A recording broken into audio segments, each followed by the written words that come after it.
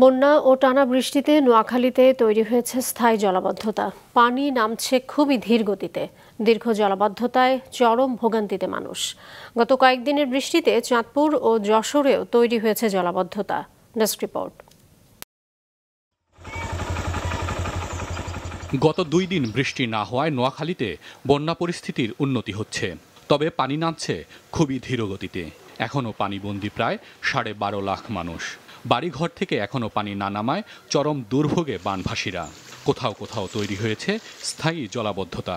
বাড়িঘরেও পানি, ওখানে মানুষের কাম কাজ নেই। আমি দোকান করি, দোকানে মালামাল অনেকগুলোই নষ্ট হয়েছে, ঘর দুয়ারও অনেকগুলো নষ্ট হয়েছে। এই কারণে আমাদের এদিকে কোনো লোক আসছে না, টানও দিচ্ছে না। খালে বেলে বেড়ালের লাই পানি জানা, এমনকি খাল জামও রয়েছে, খালগুলো পরিষ্কার করে দিত, তাহলে আমাদের পানি বাড়িঘর থেকে নামে যেত। বাইরে দেয় মাস হয়ে গেছে, আমরা কষ্ট করি বাইরে থেকে বাইতে হয় না। এদিকে গত শুক্রবার ঝড়ের কবলে পড়ে ডুবে যাওয়া মাছ ধরার ট্রলারের একজনের মরদেহ উদ্ধার করেছে জেলেরা। এখনও নিখোঁজ 5 জেলে। বৃষ্টি থামলেও চাঁদপুর শহরের বিভিন্ন এলাকা থেকে এখনও নামেনি পানি।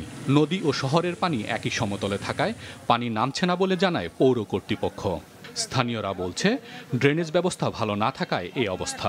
যে ড্রেনেজ ব্যবস্থা আছে, ড্রেনগুলো জমাটবদ্ধ বালিতে জমাটবদ্ধ আছে। ড্রেনগুলো যদি প্রতিনিয়ত পরিষ্কার করা হয় তাহলে এই সমস্যাটা থাকে না।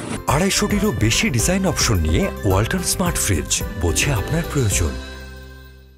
নাজিরপাড়ার পানিটা কুমিল্লা রোটিয়া যখন বাড়াইয়া এসবি খালে যায়, এসবি খালের পানি এবং ড্রেনের পানি একই সমত হতে পানির সাথে সাথে পাস না হওয়ার কারণে এই নাজিরপাড়ার পানিটা জলবদ্ধতা সবচেয়ে বেশি হবে। অনেক এটা আমরা করি।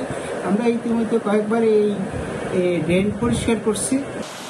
টানা 4 দিন বৃষ্টির পর আজ সূর্যের দেখা মিললেও যশোর শহরের অনেক এলাকা থেকে এখনও নামেনি পানি।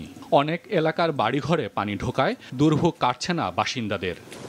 হাসান মেহেদী, মাছরাঙা নিউজ ডেস্ক।